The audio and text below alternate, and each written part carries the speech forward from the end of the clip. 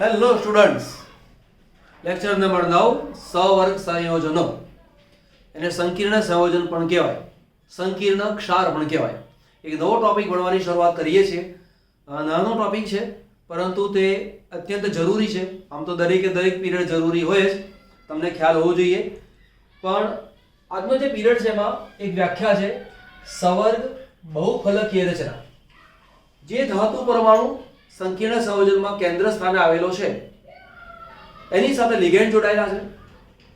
એ ligand અવકાશમાં કેવી રીતે ગોઠવાયેલા છે, એ જે રચના છે એ રચનાને કહેવાય છે સવર્ગ બહુફલકીય રચના. ફલક એટલે કે પાસું, એક કરતાં વધારે પાસાવાળી રચના મળતી હોય એને કહેવાય છે બહુફલકીય રચના. ચતુષ્ફલકીય રચના, સમતલીય ચોરસ, ત્રિકોણીય દ્વિપિરામિડલ, ચોરસ પિરામિડલ, આ પ્રકારની જે રચનાઓ છે એ રચનાને સવર્ગ બહુફલકીય રચના તરીકે ઓળખવામાં આવે. વારાફરતી લઈએ છીએ. તો જુઓ, સૌથી પહેલા એની વ્યાખ્યા લઈએ કે મધ્યસ્થ પરમાણુ. જો જ્યારે મધ્યસ્થ પરમાણુ એવો શબ્દ આવે તમારે ઓબ્લિક કરીને આયન એવું લખી દેવાનું, કેમ કે કેટલીક વખતે તે પરમાણુ તરીકે અસ્તિત્વ ધરાવે અને કેટલીક વાર તે આયન તરીકે અસ્તિત્વ ધરાવે. બરાબર? એટલે ક્યારે પરમાણુ હશે ક્યારે આયન હશે એની તમને ખબર નથી. તો તે સંજોગોમાં તમારે પરમાણુ આયન એવો શબ્દનો ઉપયોગ કરવાનો. તો મધ્યસ્થ ધાતુ પરમાણુ આયન સાથે સીધા જ જોડાયેલા છે તેવા લિગેન્ડ પરમાણુઓની અવકાશી ગોઠવણીને સવર્ગ બહુફલકીય રચના તરીકે ઓળખવામાં આવે. સૌથી પહેલા આપણે કામ કરી લઈએ. m બરાબર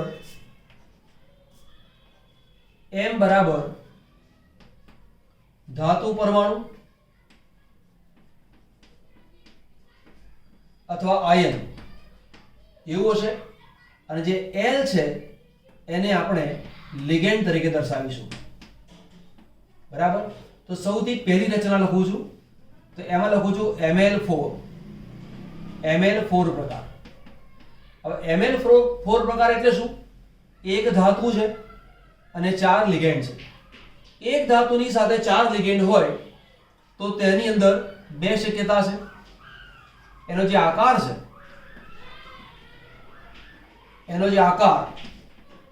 આકાર અથવા બહુફલકીય રચના બે પ્રકારની આવશે. એક કાં તો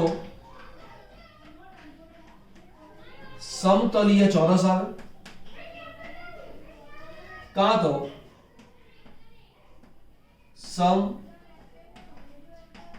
ચતુષ્ફલકીય રચના આવે. સમતલીય ચોરસ આવે તો તેમાં જે સંકરણ છે એ DsP2 આવે.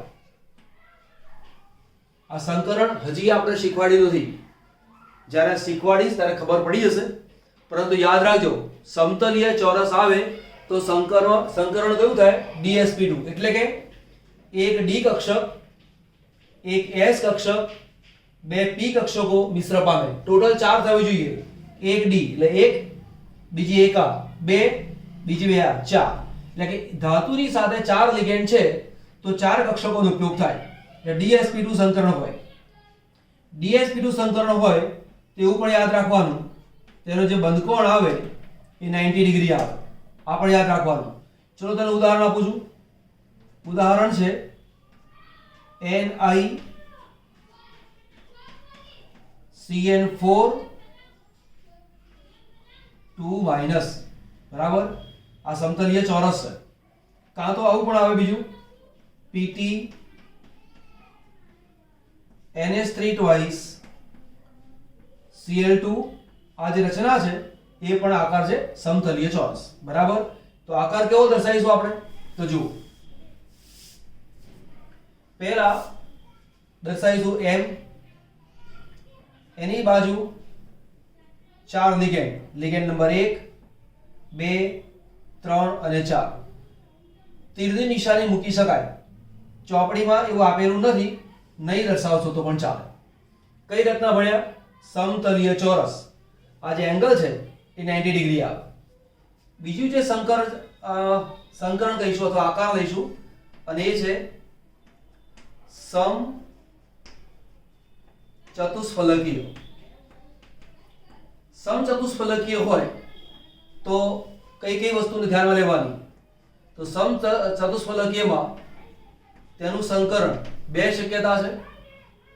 sp3 સંકરણ હોય, એ ના હોય તો d3s સંકરણ હોય.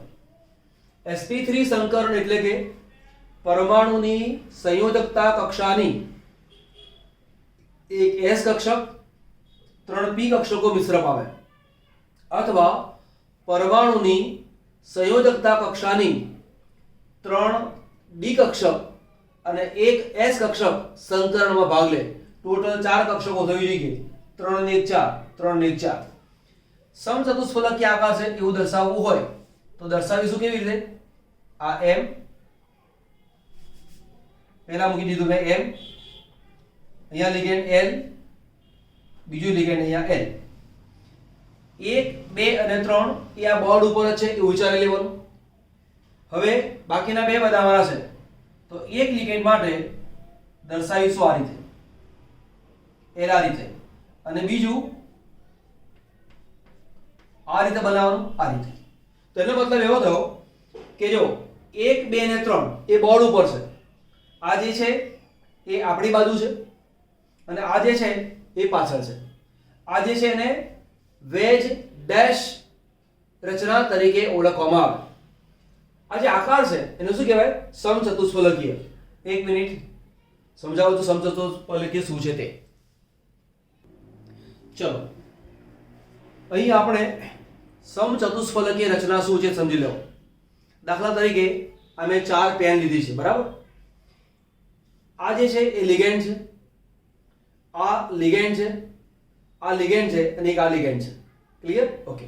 સેન્ટરમાં જે ધાતુ પરમાણુ છે તો તમે જુઓ આ n m અને l, n m અને l એક જ સમતલમાં. આ જે બ્લુ પેન છે એ તમારી તરફ છે, આ જે ગ્રીન પેન છે એ સમતલની પાછળ છે. તો આ જે રચના છે એ રચનાને આપણે સમચતુષ્ફલકીય રચના કહીએ છીએ. તો કેમ? તમે સમજો. આ જે રચનામાં શું કરીએ? આ 1 2 અને 3 ત્રણને સાંધતું એક ત્રિકોણ આકાર પુઠ્ઠું ચોંટાડીએ આ રીતે. બીજું ત્રિકોણ પુઠ્ઠું અહીંયા ચોંટાડીએ 2, એક ત્રિકોણ પુઠ્ઠું અહીંયા ચોંટાડીએ 3, એક ત્રિકોણ પુઠ્ઠું અહીંયા ચોંટાડીએ. તો એક ત્રિકોણ પુઠ્ઠું અહીંયા 1 2 3 અને 4 ચાર પાસા વાળી રચના બને છે, 4 ફલક વાળી રચના બને છે. માટે તેવી રચનાને ચતુષ્ફલકીય રચના તરીકે ઓળખવામાં આવે. બરાબર? ઘન અવસ્થા જ્યારે ભણાવ્યું ત્યારે તે તેની વાત આપણે કરી હતી. તો આ જે રચના છે એને કહેવાય છે સમચતુષ્ફલકીય રચના. સંકરણ કયું થયું? sp3 અથવા d3s. આવું જ્યારે આવે તો તેને બંધકોણ કયો આવે? તો બંધકોણ 109 ડિગ્રી 28 મિનિટ આવે. એના ઉદાહરણોની અંદર ઘણા બધા ઉદાહરણો છે. તો પહેલા દર્શાવું છું અહીંયા NiCl4 -2, બરાબર? બીજું છે NiCO4, પછી લખું છું NiCN4 -4. ધ્યાન આપજો. અહીંયા NiCN4 -4 છે અને અહીંયા જે ઉદાહરણ આપું છું NiCN4 -2 છે. તો અહીંની જે રચના છે એમાં -2 વીજભાર છે, આનો વીજભાર -4 છે. કેટલીક વખતે આ બે વસ્તુને ધ્યાન ઉપર લઈને MCQ પૂછાતા હોય છે. તમને એક આ આપી હોય અને એક આ આપી હોય, પછી એમ કે આ સંકીર્ણની રચના અનુક્રમે સમતલીય ચોરસ, સમતલીય ચોરસ, સમચતુષ્ફલકીય, સમચતુષ્ફલકીય, પહેલો સમતલીય ચોરસ, બીજો સમચતુષ્ફલકીય, અથવા પહેલું સમચતુષ્ફલકીય, બીજો સમતલીય ચોરસ. MCQ થઈ ગયું. તમને એવો પ્રશ્ન પૂછે આવા 4 જુદા જુદા આપ્યા હોય, એક આ આપ્યું હોય, એક બીજું આપ્યું હોય, ત્રીજું આપ્યું હોય, એક ચોથું આપેલું હોય. આપણે ચલો માની લો આ 1 2 3 અને 1 4 આવું આપેલું છે. હવે તમને પ્રશ્ન પૂછે કે નીચેનામાંથી કોનો આકાર સમતલીય ચોરસ છે? તો તમને આ વસ્તુ આવડતી હોય તો આસાનીથી તમે જવાબ આપી શકો છો, બરાબર? તો આટલો ભાગ નોંધ કરી લો, પછી બીજો પોઈન્ટ ચલાવશું. ઓકે, ચલો. જે ML4 પ્રકાર છે એમાં બીજા બે ઉદાહરણો મૂક્યા છે. એક છે આ, બીજું છે આ. આનો આકાર છે સમતલીય ચોરસ. સમતલીય ચોરસ ML4, બે લિગેન્ડ આ છે, બે લિગેન્ડ આ છે. અહીંયા ચાર લિગેન્ડ ઓક્સિજન લિગેન્ડ તરીકે વર્તે છે.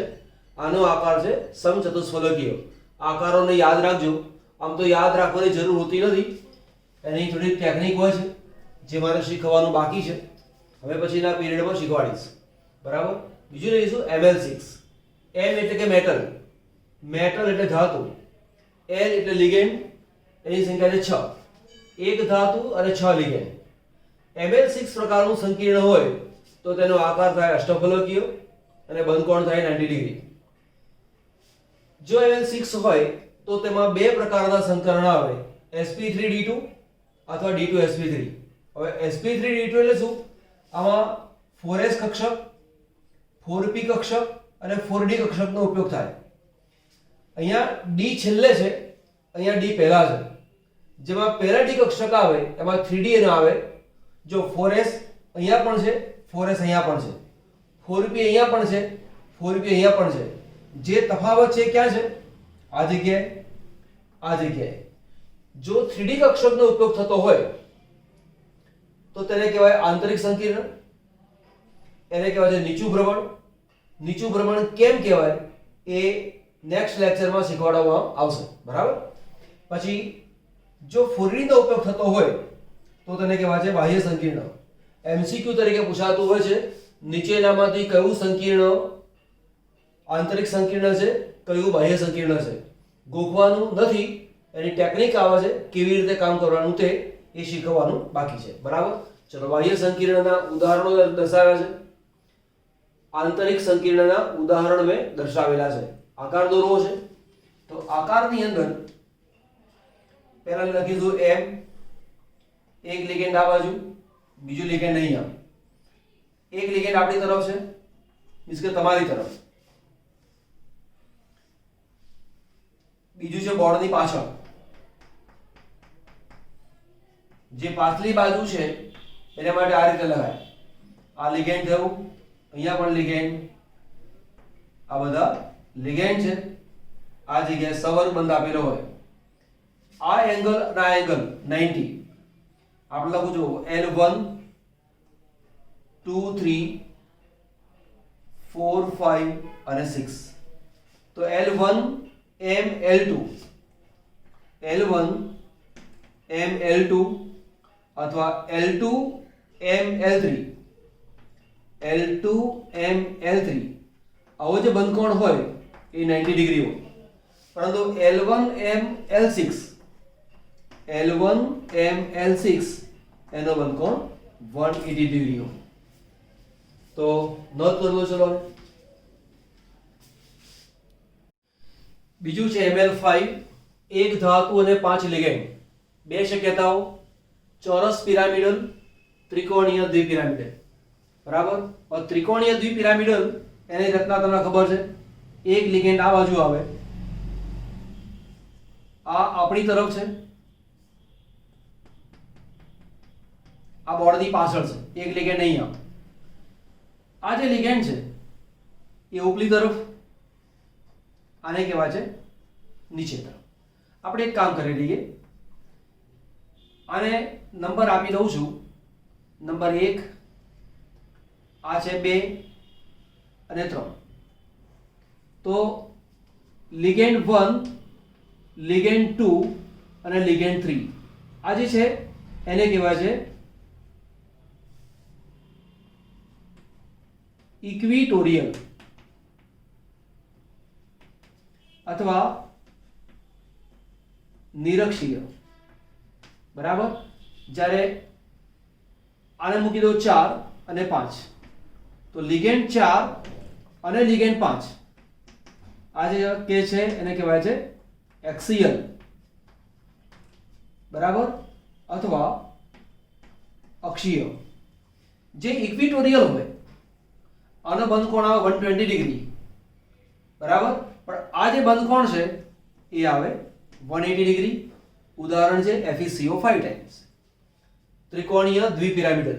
કેવી રીતે ત્રિકોણીય? તો આ જે રચના છે આટલો ભાગ ત્રિકોણ છે, એક પિરામિડ ઉપર કેવી રીતે પિરામિડ, ચલો ચેક કરો. અહીંયા M, અહીંયા લિગેન્ડ છે, એક લિગેન્ડ અહીંયા, એક લિગેન્ડ અહીંયા.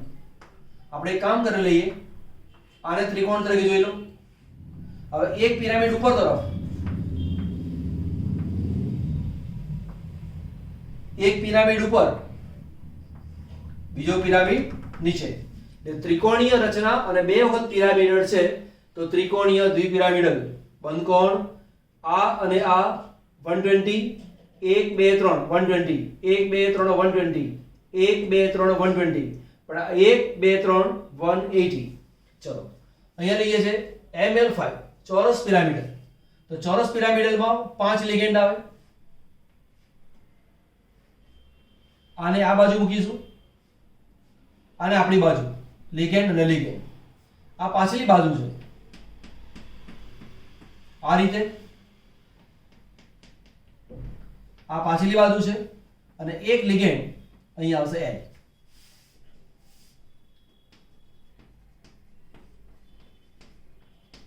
બરાબર.